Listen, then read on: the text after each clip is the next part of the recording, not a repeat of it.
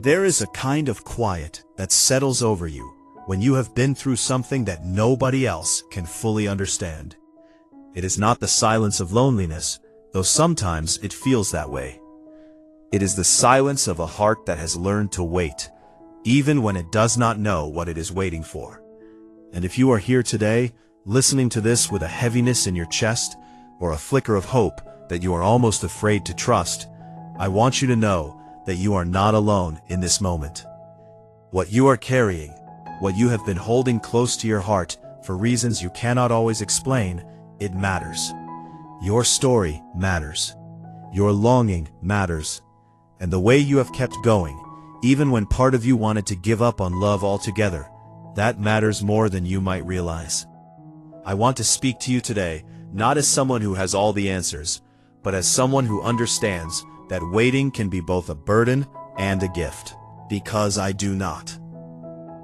I want to speak to you as someone who has walked with people through seasons of waiting, seasons of confusion, seasons of wondering whether God had forgotten the desires He Himself placed in their hearts. And what I have learned, slowly and sometimes painfully, is that God does not forget. He does not overlook. He does not dismiss the longings of the people He created to love and be loved. But His ways are not always the ways we would have chosen, and His timing rarely matches the schedule we had written out in our minds. There is something I want to say to you before we go any further, and I need you to really hear this. The fact that you are still hoping, still believing, still open to the possibility that love might find you again, that is not weakness. That is not foolishness. That is faith in action, even when it does not feel particularly spiritual. Because faith is not always a grand declaration. Sometimes faith is just getting through another day without closing your heart off completely. Sometimes faith is allowing yourself to wonder, to imagine, to pray for something that feels almost too tender to speak out loud. And if you have been praying about someone, if there has been a face in your mind, a name that keeps returning to your thoughts, a connection from your past that never quite made sense, but never quite disappeared either, then I want you to stay with me for a while. Because I believe God is doing something in this season that you cannot yet see clearly, but you can feel. You feel it in those moments when you are doing something ordinary, something that has nothing to do with love or relationships, and suddenly a memory surfaces. Song that takes you back to a conversation you had years ago with someone who saw you in a way that startled you. You feel it in the quiet of the night, when your prayers become less about asking and more about listening, wondering if maybe God has been trying to tell you something all along. I am not here to make you promises that I cannot keep. I am not here to tell you exactly what will happen or when it will happen, because that is not mine to say. But I am here to remind you that God works in ways that often surprise us. And one of the ways He surprises us is by bringing people back into our lives at exactly the moment when we have finally stopped trying to force it. There is a story in Scripture that I think about often when I consider how God moves in matters of the heart. It is the story of Ruth and Boaz, a story that has been told so many times that we sometimes forget how unusual it really was. Ruth was a widow, a foreigner, a woman who had every reason to believe that her chance at love and family had passed her by. And Boaz was a man of standing, older than her, established in his community, not the kind of person she would have expected to notice her. But God had other plans. The beauty of that story is not just in the ending, though the ending is beautiful. The beauty is in the process, in the way Ruth did not manipulate or scheme, in the way she simply remained faithful and present and open to whatever God might do. She did not force anything. She did not chase anything. She lived her life with integrity and trusted that if God wanted to bring love into her life, He would do it in His own way. And He did. Now I want to speak to something that might be stirring in you right now. Something you may not have fully acknowledged even to yourself. There is someone younger than you, someone from your past or perhaps still present on the edges of your life, and you have wondered about him. You have wondered if that connection meant something more than what it appeared to be on the surface. You have wondered if the timing was just wrong, if circumstances got in the way, if fear or doubt or the opinions of others kept you from exploring what might have been. And maybe you have pushed those thoughts aside because they seemed impractical. Maybe you have told yourself that it doesn't make sense, that the age difference creates complications, that you should be looking for someone more expected, more conventional. But here is what I have learned about the way God works. He is not bound by our expectations of what makes sense, limited by the categories we create or the timelines we prefer. He sees the heart, and he knows what two hearts need from each other in ways that we cannot always calculate or predict. The world will always have opinions about who you should be with and what a relationship should look like. People will raise eyebrows at unexpected pairings. They will question, sometimes out of genuine concern, and sometimes out of their own limitations. But the world's wisdom and God's wisdom are not the same thing. Scripture tells us that God's thoughts are higher than our thoughts, His ways higher than our ways, like the heavens are higher than the earth. And that means that when God is working something out in your life, it might not fit neatly into the boxes that others have prepared. I want you to think about something for a moment. The reasons you have dismissed this connection in the past. Think about the voices, internal or external, that have told you it would not work, that it is too complicated, that you are being foolish. And then ask yourself honestly, were those voices speaking from wisdom or from fear? Because there is a difference. Wisdom considers all factors carefully and then moves forward with courage. Fear considers all factors and then freezes, refusing to move at all, always waiting for conditions that feel perfectly safe. But love has never been perfectly safe. Love requires risk. It requires vulnerability. It requires the willingness to step into uncertainty because you believe that what is on the other side is worth the journey. I am not telling you to rush into anything. Please hear me clearly on that. I am not telling you to force a reconnection or to make something happen through your own effort and willpower. What I am telling you is that if God is placing this person on your heart, if He is using your prayers and your memories and your quiet moments of reflection to draw your attention to someone you have perhaps tried to forget, then maybe it is time to stop resisting and start paying attention. Paying attention does not mean taking dramatic action. It means being open. It means releasing the grip of control and allowing God to guide your steps, even when those steps feel unfamiliar. It means trusting that the same God who created you and who knows every detail of your story is fully capable of orchestrating a reunion if that is what He has planned. There is a verse in Jeremiah that speaks to this so beautifully. It says that God knows the plans He has for you, plans for welfare and not for evil, to give you a future and a hope. But notice what that verse does not say. It does not say that you will always understand those plans. It does not say that the path will always be clear or that every step will make sense in the moment. It simply says that God knows. He knows. And that knowledge is your foundation. If you have been carrying guilt or shame about this connection, I want to speak to that as well. Sometimes we feel guilty for having feelings that do not fit neatly into what we think we should feel. We shame ourselves for longing, for remembering, for hoping. We tell ourselves that we should be past this by now, that we should have moved on, that our continued attachment to someone or something is a sign of weakness. Tell you something? Longing is not weakness. Longing is often the soul's way of pointing towards something that has not yet been fulfilled. It is a compass, not a curse. The question is not whether you are weak for still thinking about this person. The question is whether you are willing to surrender those thoughts to God and let Him reveal what they truly mean. And if you find yourself skeptical, if part of you is resisting what I am saying because it feels too good to be true or too painful to hope for, I understand. I truly understand. Hope is risky. When you have been disappointed before, when you have let yourself believe in something only to watch it fall apart, the idea of hoping again can feel terrifying. It is easier to guard your heart, to keep your expectations low, to tell yourself that you are content with solitude, even when part of you aches for companionship. But living in self-protection is not the same as living in faith. Faith requires vulnerability.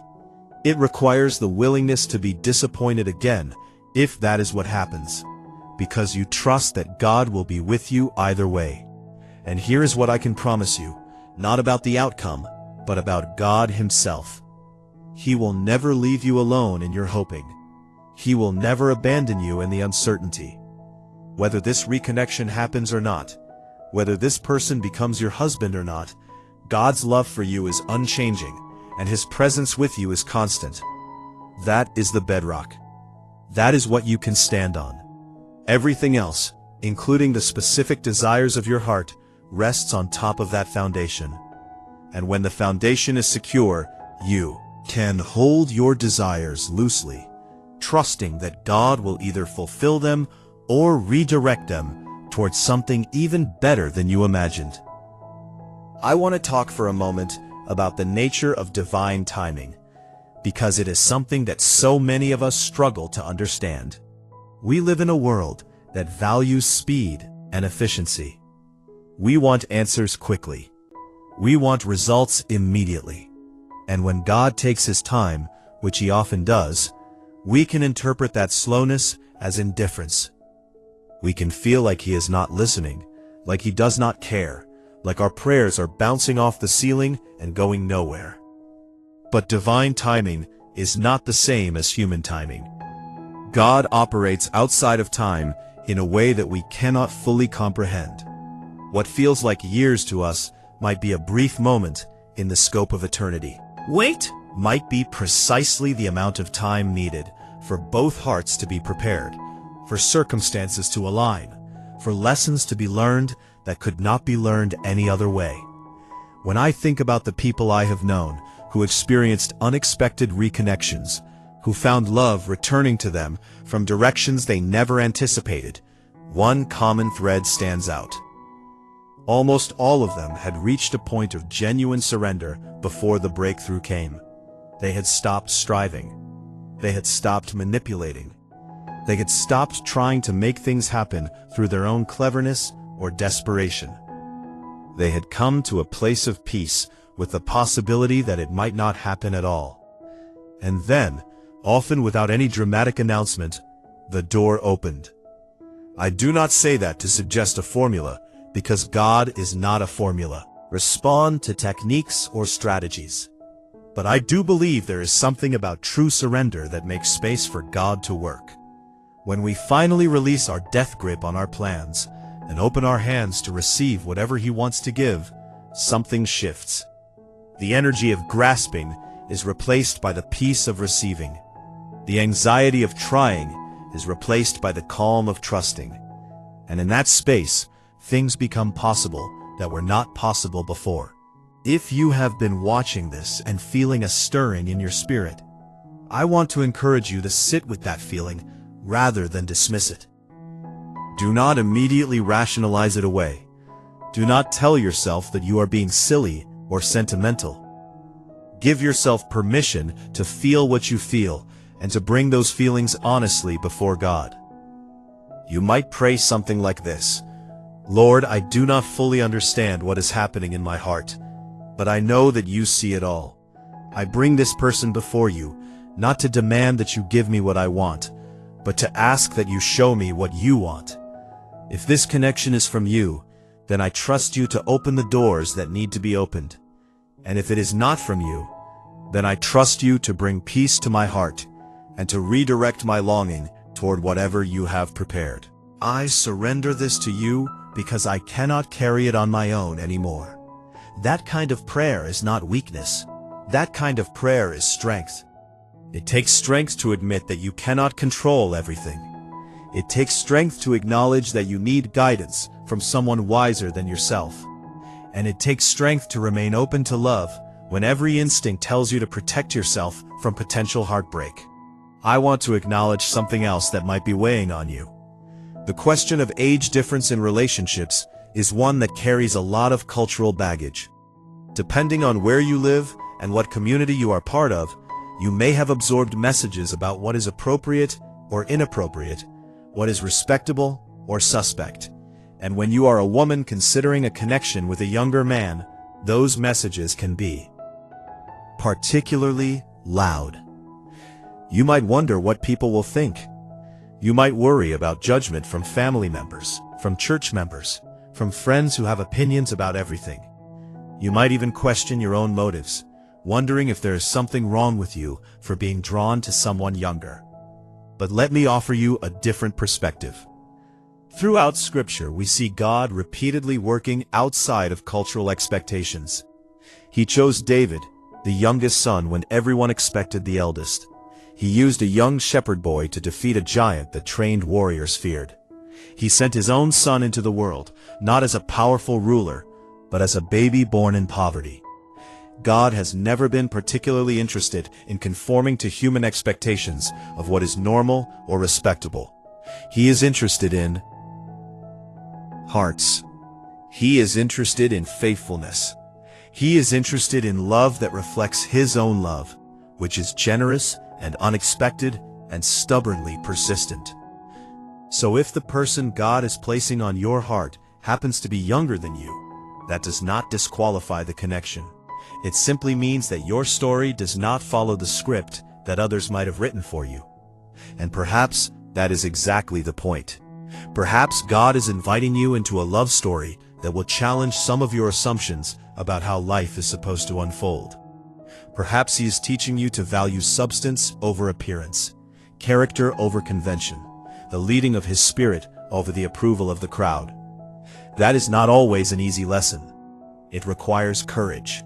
It requires the willingness to face questions and perhaps even criticism with grace, rather than defensiveness.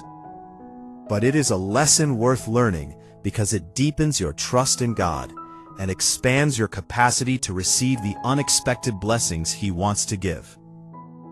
I want to speak now to those of you who have been through significant hurt in past relationships.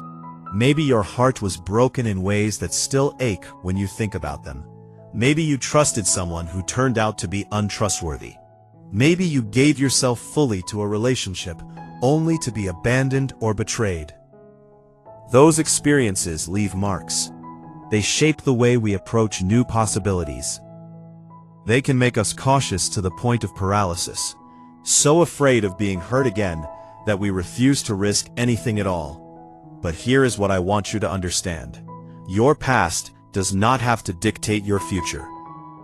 The pain you experience now does not have to define what you can receive tomorrow. Experienced was real, and it matters, and it should be honored rather than minimized. But it is not the final word on your story. God is a God of restoration. He specializes in taking broken things and making them beautiful again. He does not erase the scars, but He redeems them. He weaves them into something meaningful. He uses them to deepen your compassion, to strengthen your faith, to prepare you for a love that you could not have received before you went through what you went through. The person you are today is different from the person you were before the heartbreak. You have learned things. You have grown. You have developed discernment that you did not have before. And that growth is valuable. If and when love comes to you again, you will be able to recognize it more clearly. You will be able to distinguish between genuine connection and mere infatuation. You will be able to build something lasting because you understand now what lasting requires. If you have been enjoying this reflection, and it has been speaking to something real in your life, I want to gently invite you to subscribe to the Angelic Lights channel.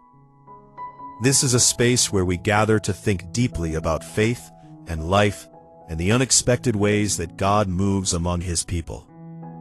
Your presence here is a gift, and if these messages resonate with you, then continuing to journey together would be a blessing for all of us.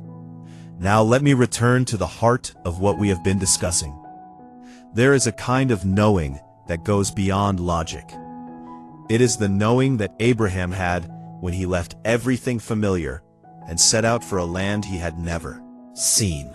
Trust continues to live fully in the present moment. This is important. While you are waiting for clarity about this relationship, do not put the rest of your life on hold. Do not stop growing. Do not stop pursuing your calling. Do not stop investing in friendships and community, and the many other forms of love that God provides. A healthy relationship, whenever it comes, will complement your life rather than completing it. It will add to the fullness you are already experiencing, not fill a void that you have neglected. So continue to become the person you are meant to be. Continue to develop your gifts. Continue to deepen your relationship with God. And trust that as you grow, you are also being prepared for whatever He has in store, whether that includes this reconnection or leads somewhere else. Entirely. I think about the verse in Ecclesiastes that talks about seasons, how there is a time for everything under heaven. A time to mourn and a time to dance. A time to embrace and a time to refrain from embracing. A time to search and a time to give up searching. The wisdom in that passage is profound because it acknowledges that life is not static. We move through different phases, and what is appropriate in one season might not be appropriate in another. If you have been in a season of searching, of actively looking for love, and it has left you exhausted and discouraged, perhaps this is an invitation to shift into a different season. Perhaps this is the time to give up searching, not in despair, but in surrender, trusting that God can do in your stillness what He could not do in your striving. This is not giving up on love. It is giving up on the idea that you have to make love happen through your own efforts. It is an acknowledgement that you are not the primary author of this story, that someone wiser and more capable is writing chapters you cannot yet read. And when you can rest in that acknowledgement, something beautiful happens. The urgency that has been driving you begins to quiet. The anxiety that has been tightening your chest begins to loosen. You find yourself able to breathe more deeply, to enjoy simple pleasures more fully, to be present in your actual life rather than constantly straining toward a future that has not yet arrived. This is freedom. This is the freedom that Jesus spoke about when He invited weary people to come to Him and find rest for their souls. It is the freedom of trusting that your Father knows what you need before you even ask. I want to close this reflection by speaking directly to your heart. You who have been listening, you who have stayed with me through these words, you are seen. You are known. The prayers you have whispered in the dark, the tears you have shed when no one was watching, the hopes you have been almost too afraid to admit, God sees all of it. He holds all of it. And He is working, even now, in ways that you cannot perceive.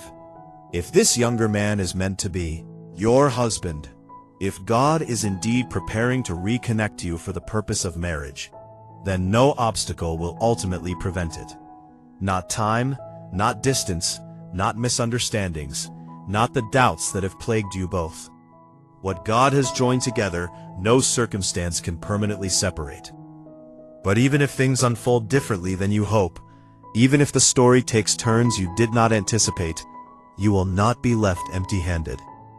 God's goodness is not contingent on this specific outcome. His love for you is not measured by whether this particular prayer is answered in this particular way. You are loved now, completely and without reservation. You will be loved tomorrow, regardless of what happens. And that love is the truest thing in the universe. So take a deep breath, release the tension you have been holding, and allow yourself to simply be, in this moment, held by a grace that does not depend on your performance or your worthiness or your ability to figure everything out. You are enough, not because you have earned anything, but because God says you are His. And if you found this message meaningful, if it has touched something real in you, I invite you to leave a word in the comments below. It does not have to be elaborate. Just a word of hope or gratitude or prayer. Let this be a place where we encourage one another, where your testimony becomes someone else's strength. And if sharing this video with someone else feels right, if you know another heart that needs to hear these words, then please consider passing it along. We never know how God might use a simple act of sharing to reach someone at exactly the right moment. You for being here. Thank you for trusting me with your time and your attention and the tender places in your heart. I pray that whatever this day holds and whatever tomorrow brings, you will feel the presence of God surrounding you like a warm light in a cold room. May you know peace, may you know hope, and may you trust, even when trust feels difficult, that the one who began a good work in you will be faithful to complete it. Until we meet again, be blessed, be patient, be open to the unexpected ways that love might find you. And above all, be confident that you are never ever walking alone. There is a particular kind of beauty in waiting, when the waiting is not passive resignation, but active hope. It is the beauty of a farmer who has planted seeds and then trusts the sun and the rain to do what else only sun and rain can do. It is the beauty of a mother carrying a child, knowing that the timing of birth is not something she controls, that the baby will come when the baby is ready. It is the beauty of faith itself, which by definition is confidence in things not yet seen.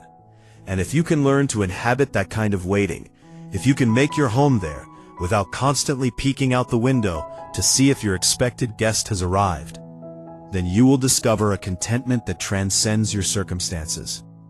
You will find that joy is possible even in uncertainty. You will find that peace can coexist with longing. You will find that God is present, not just at the end of the journey, when you finally receive what you have been hoping for, but every single step along the way. This is perhaps the deepest lesson that seasons of waiting can teach. They show us that God is not only the God of destinations, but also the God of the journey. He walks with us in the in-between places, in the not yet, in the still hoping. And His companionship in those places is itself a gift, even when it is not the gift we were asking for. I am reminded of the disciples on the road to Emmaus, walking with Jesus after His resurrection without recognizing who He was. They were confused, grieving, unsure of what had happened or what would happen next. And Jesus walked with them, talked with them, explained the scriptures to them. It was only later, when He broke bread with them, that their eyes were opened and they realized who had been with them all along. Perhaps your eyes have not yet been opened to recognize what God is doing in your life right now, seeing clearly, unsure of what is happening or what will happen next. But that does not mean you are alone. That does not mean God is absent. He might be walking right beside you, speaking into your situation in ways you have not yet perceived, preparing to reveal Himself at exactly the right moment. And when that moment comes, when your eyes are finally open to see what He has been doing all along, you will look back on this season of waiting with gratitude rather than resentment. You will understand why it had to take as long as it did. You will see the purpose in what seemed purposeless. You will thank God not just for the destination, but for the journey that brought you there. So do not despise this time of waiting. Do not treat it as something to be endured, gritting your teeth until it is finally over. Season is not an obstacle to your blessing. It is part of your blessing. It is shaping you, refining you, preparing you for what is ahead. And if you can embrace it, if you can find gratitude even in the uncertainty, then you will emerge from it stronger, wiser, and more deeply rooted in faith than you ever could have been otherwise. I want to speak one more word about this younger man who has been on your heart. Wherever he is right now, whatever he is doing, God sees him too. God is working in his life just as he is working in yours. And if this connection is meant to be, if your paths are meant to converge again, then God is preparing both of you for that reunion. You do not need to worry about whether he is ready. You do not need to try to manipulate circumstances to make it happen. You simply need to trust that the same God who put this connection in your heart is also tending to his heart, guiding his steps, arranging circumstances in ways neither of you can see. Your job is to remain faithful. Your job is to continue growing. Your job is to stay open and available, ready to respond when and if the door opens. Everything else, the timing, the logistics, the how and when and where, that is God's job. And he is infinitely better at his job than you could ever be at trying to do it for him. So rest, trust, breathe, and know that you are held by a love that will never let you go, no matter what happens, no matter how long the waiting continues, no matter what surprises tomorrow might bring. May grace be with you today and always. May your heart find peace in the waiting, and may you never forget that the same God, who hung the stars in space and painted the sunset each evening, is the God who cares about every detail of your love story. He has not forgotten you.